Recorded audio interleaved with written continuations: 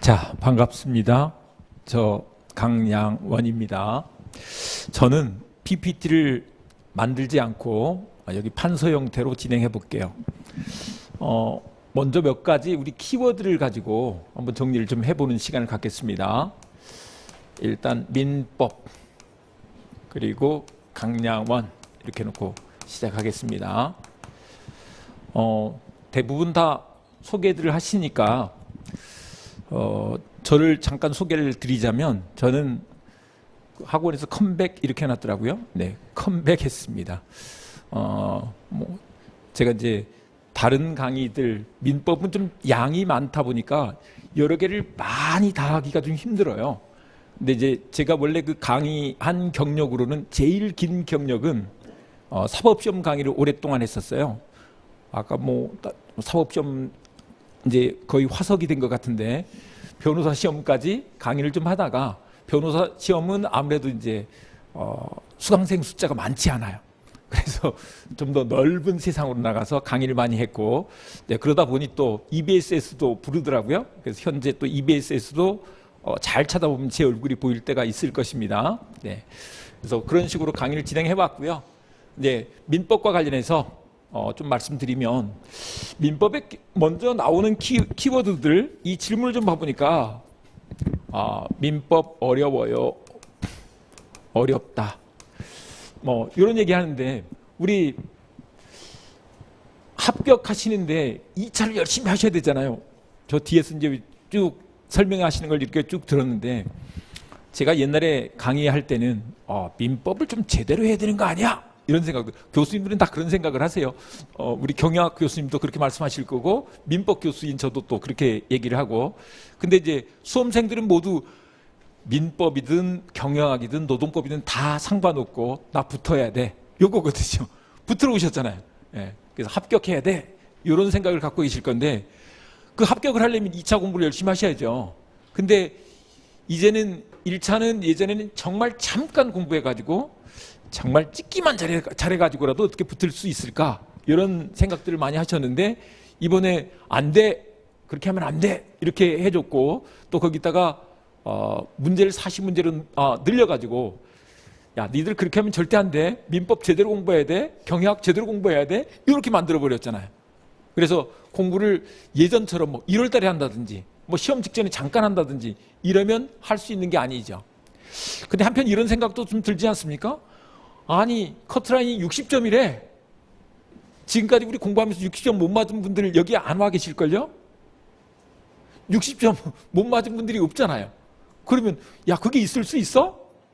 근데 이제 그게 우리가 학교 다닐 때 공부했던 이만한 분량하고는 완전히 다른 거죠. 학교에 할 때는 예를 들면 한 100페이지쯤만 가지고 시험을 봤잖아요.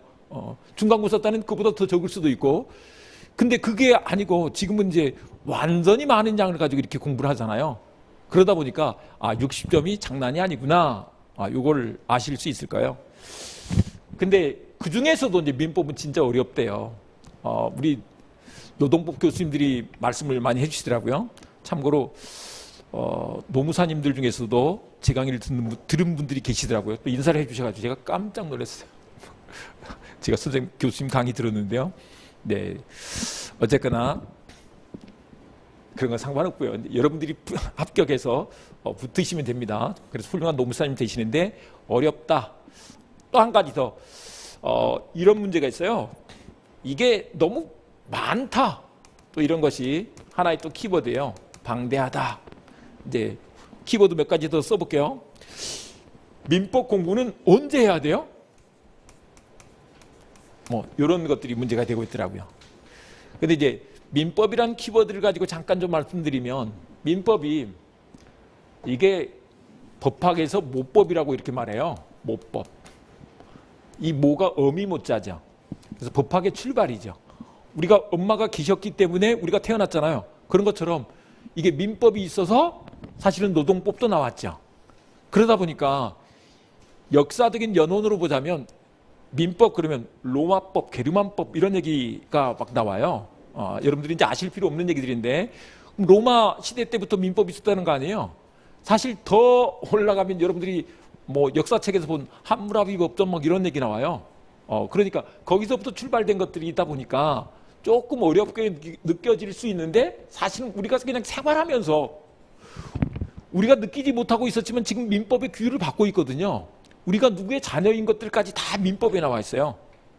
누구의 자녀이고 성이 어떻게 결정됐고 이런 것들도 다 민법에 나오거든요. 예. 그래서 민법이 이러다 보니 좀 어렵다. 근데 어려운 걸 해결하는 방법은 뭘까? 이걸 기본서를 가지고 공부를 하면 돼요. 기본서를 가지고 천천히 이렇게 공부를 해 가시면 된다. 근데 이제 지금까지는 대부분 짧게 그냥 우리 OX 이거 좀 몇 개 풀어보고 하면 안 될까? 이런 생각들도 좀 많이 했죠. 근데 기본서가 양이 많아요. 참고로 이제 다른 법들하고 달리 민법은 양 자체가 압도적이에요. 양 자체가 압도적이다 보니까 사실 민법 전체 법조문은 1조에서부터 1118조까지 있거든요. 1118조면 얼마나 되는지 아세요? 참고로 우리나라 헌법은 몇 개 조문쯤 되는 줄 아세요? 100몇 개. 근데 그거에 10배가 넘잖아요. 10배가 넘어. 거기에 뭐 중간에 들어간 것까지 해서 엄청나게 많거든요. 그래서 하다 보면 이게 너무 어렵구나. 우리 인생의 모든 걸 다 규율하다 보니까 그래요. 근데 이제 민법을 잠깐 좀 말씀드리면 저는 따로 이미 어저께서부터 인문 강의를 시작을 해서 제가 어떻게 공부해야 되는지에 대해서 민법에 대해서 참 올려놨으니까 나중에 그 부분들은 여러분들이 우리 프라임 사이트에 오셔가지고 보시면 될 것 같아요. 민법 총칙이 있고요. 그 다음에 이제 물권법이 있고, 그 다음에 채권법이 있고, 그 다음에 친족상속법이 있는데,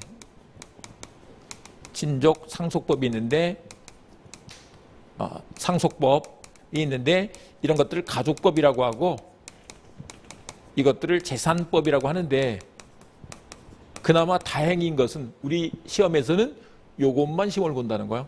너무 감사합니다. 근데 여러분들이 감사할 건 없어요. 왜냐하면 채권법이 민법의 반이거든요. 채권법이 민법의 반이에요.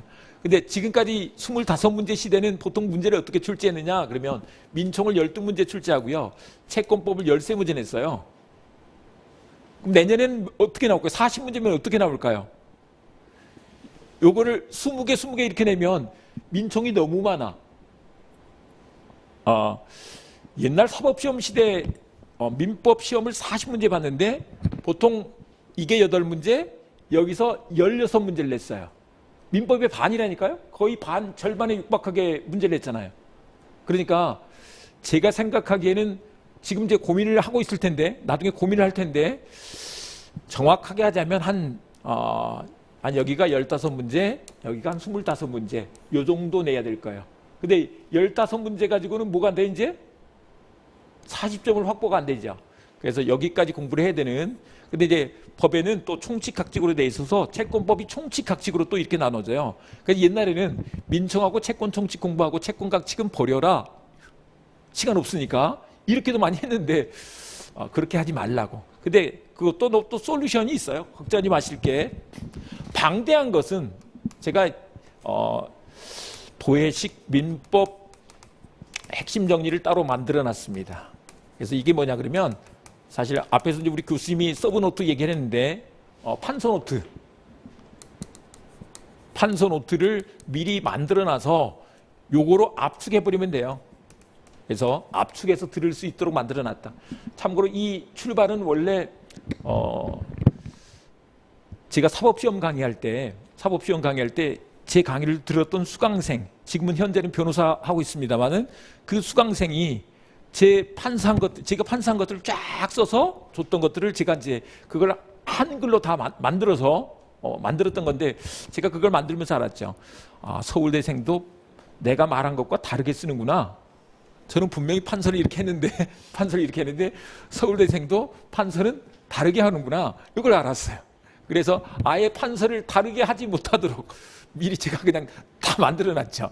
그래서 조문과 나중에 이제 압축해서 이것만 보시면 돼요. 이것만 반복하시면 붙을 수 있도록. 그래서 아예 얇게 처음부터 이거를 여러분들이 여러 번 공부하실 게 아니잖아요. 그래서 기본서 가지고 이해하시면서 바로 이렇게 압축할 수 있도록 두 권을 만들어놨다. 그런데 이제 우리 또 여러분들이 공부하실 때 이게 여러 번 공부하는 게 쉽지가 않잖아요. 여러 번 공부하는 게 쉽지가 않아서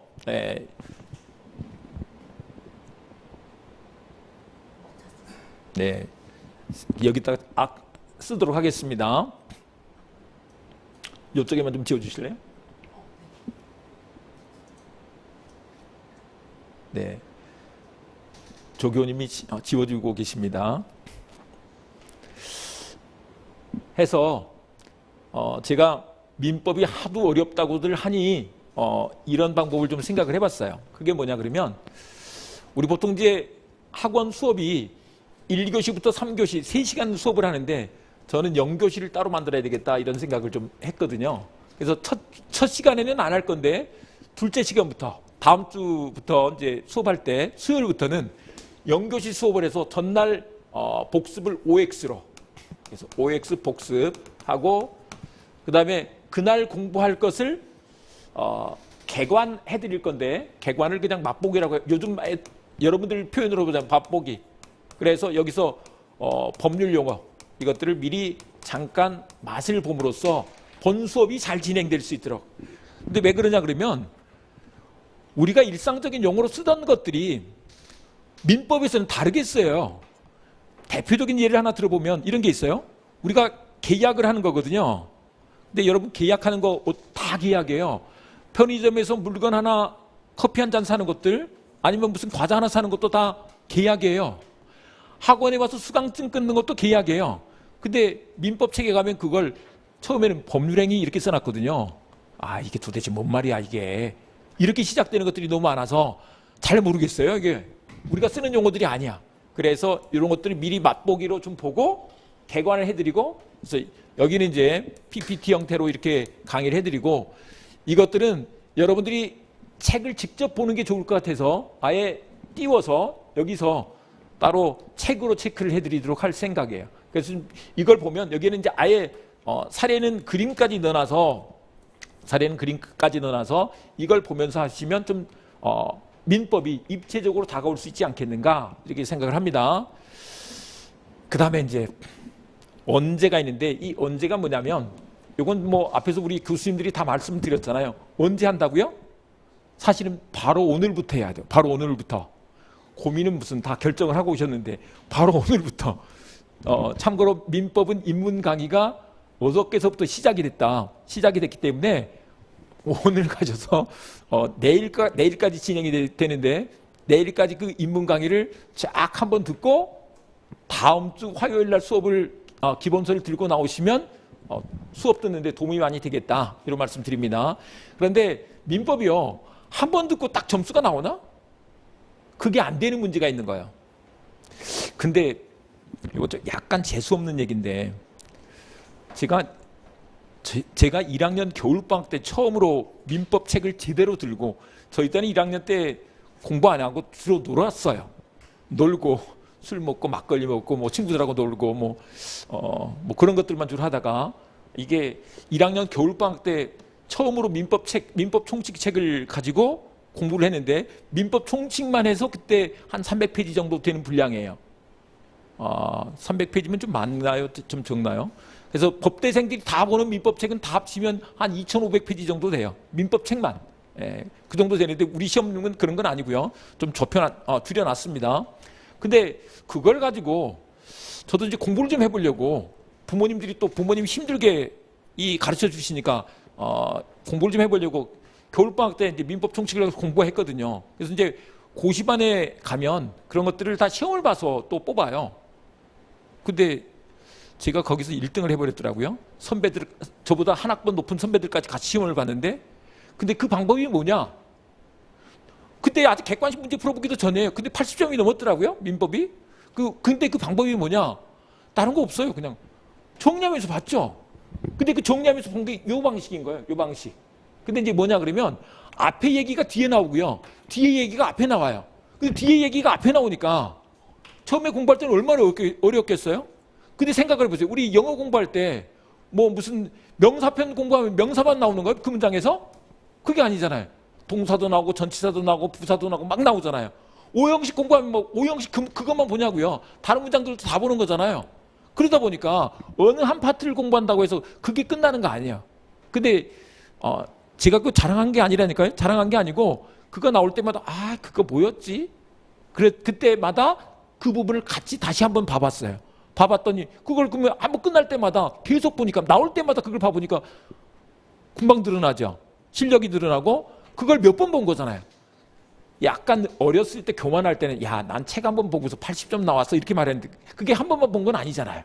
여러 번 본 거죠. 그러니까 제가 말씀드리는 건 뭐냐 그러면 7, 8월에 공부를 해야 되는데 7, 8월에 공부를 해야 되는데 이게 7, 8월에 한 번 공부하고 끝나는 문제가 아니라는 거죠. 시간을 갖고 쭉 공부해 주시고 중간중간 이제 우리 학원에서 프로그램에 민법 수업을 들어야 될 때가 있잖아요. 그때도 열심히 해주시면 되겠다. 근데 이제 요거는 원래 제가 준비한 멘트가 아닌데 제가 프로로 강의하기 전에 과외 지도를 좀 이 부탁을 받았었어요. 과외 지도 어떤 걸 부탁을 받았었느냐면 6급 공무원인데 5급 사무관으로 승진하는데 승진 시험을 보더라고요. 근데 헌법 행정법 강의를 해달라 그러다 제가 민법 선생인데 그때는 이제 다 공부했을 때니까요. 근데 해달라고 부탁이 들어왔어요. 그때는 약간 제가 좀 철이 없어서 어렸을 때는 철이 없잖아요. 철이 없어서 고액을 불렀어요. 나 그거 아니면 안 한다고. 근데 그때 네 분의 40대 50대 여자분들을 지도해드렸었는데 제가 이제 훨씬 어렸을 때죠. 지도해드렸는데 네 분 중에 여자분들 네 분 중에 두 분이 합격을 하셨어요. 근데 그분들이 경기도에서 시험을 보셨는데 나중에 그 합격생 두 분이 말씀해 주시는데 경기도에서 총 여자분이 3명 붙었대요. 근데 그 중에 몇 명? 2명. 와, 강남은 대단하다. 근데 3분의 1가 붙었는데 방법이 뭐냐? 그거를 제가 공부했던 방식을 그분들한테 적용을 한 거죠. 그 방법이 뭐냐? 할 건 하고 안 할 건 안 하고. 근데 이제 그 중에 과외 주선한 분은 떨어지더라고요. 여러분들도 그러니까 어디 가서 강량원 소문은 내지 마세요. 잘못하면 떨어지니까 소문 내지 마시고. 근데 그분이 하시는 방법이 뭐냐 그러면 온 책이 형광펜이에요. 여러분 온 책이 형광펜이면 그분이 붙을 수 있겠어요? 모든 책이 형광펜이면 다 중요한 건데? 그게 아니고 제일 중요한 것은 거기에서 키워드거든요. 키워드. 그 키워드 몇 개를 딱 체크해두면 나머지 전체 내용이 싹 들어오는 거지. 그 문장을 어떻게 다 외우냐고요? 제가 다 외운 거 있습니다. 다 외운 게 뭐가 있느냐면 헌법시험 중에 옛날에 제가 공부할 때 얘기해요. 헌법시험 중에 이런 문제가 나와요. 다음 중 헌법 전문의 내용인 것은 아닌 것은 이런 게 시험 문제로 나와요. 근데 그거는 좋은 말은 헌법 전문에 들어있는 것 같아. 근데 거기 나온 것들은 다 좋은 말만 써놨거든요. 인 것도 같고 아닌 것도 같고 이런 문제가 생기더라고요. 근데 그런 이제 뭐 이 고시에서는 상대평가잖아요. 상대평가이기 때문에 쟤도 맞고 나도 맞는 건 괜찮은데 쟤는 맞았는데 나는 못 맞추면 떨어지는 거잖아요. 그러다 보니까 이걸 확실하게 해야 되겠다 이런 생각이 들더라고요. 그래서 헌법 전문을 통째로 외웠어요. 외우니까 그 뒤로는 안 틀리죠. 그러니까 확실히 해야 될 것들은 확실히 외우는 거죠. 아셨죠? 그래서 확실히 할 건 확실히 외우고 아닐 것들은 제끼고 그리고 책이 모두 형광펜이면 안 된다. 그래서 몇 가지 키워드들을 확실하게 정리하고 이렇게 가는 그런 훈련들이 되면 좋겠다. 그러면 된다는 거죠. 그런 것들을 뭐로 만들어 놨다고요? 도예식 민법 핵심 정리. 요게 아직 마침표는 못 찍었고요. 다음 주에 책이 나와야 되는데 마침표는 오늘 가서 마침표를 찍으려고 그래요. 그래가지고 다음 주 여러분 수업 때 볼 수 있도록 이렇게 할 생각입니다. 그래서 이렇게 돼 있으니까요. 중요한 것은 우리가 이제 여러분들이 지금 청년이잖아요. 청년의 때에 어떻게 우리가 인생을 어떻게 살아갈 것인가를 결정하고 그걸 노력을 하면 돌파할 수 있거든요. 근데 이렇게 해도 좀 힘들어, 저렇게 해도 힘들어, 뭐 이런 것들 막 계속 어려워만 하고 있으면 절대 되지 않는다 하는 것을 말씀드리고 딱 결정하고 그때부터 교수님들이 많이 말씀하시는 게 나중에 그럴 거예요. 정말 1년 동안은 기계적으로 산다. 기계적으로 산다 이런 마음으로 이렇게 해주시면 좋겠어요. 그리고 한 가지 여러분들 좀 마음을 좀 포근하게 해드리자면 절대 시험 문제는 강량원 손 안에 있다. 그 책 안에 있는 거지. 그 밖에서 나올 수는 없잖아요. 그런 거니까 강량원 손이라 그러니까 그런데 강량원이 만든 책 안에 있을 거니까 그걸 벗어나지 않아요. 벗어나지 않는데 뭐가 문제겠냐고요. 그리고 지금까지 우리 기출문제들이 많이 나왔거든요. 기출문제들이 많이 나와서 약간의 패턴의 변화는 있을 거야. 그 패턴의 변화를 제가 아까 말씀드렸잖아요. 강의를 다 해봤고 오랫동안 그 어려운 강의들을 다 해냈기 때문에 그 출제자가 어떻게 낼 것인지에 대해서까지 쫙 감이 오더라고요. 근데 지금까지는 막 이렇게 쭉 산재해서 나왔다면 이제는 주제별로 모아서 시험 문제를 낼 것이다. 사례 문제가 나올 것이다. 등등. 그런 건데 그런 것들에 대한 예측을 다 하고 있기 때문에 이 책에 또 그런 것들을 다 담아놨죠.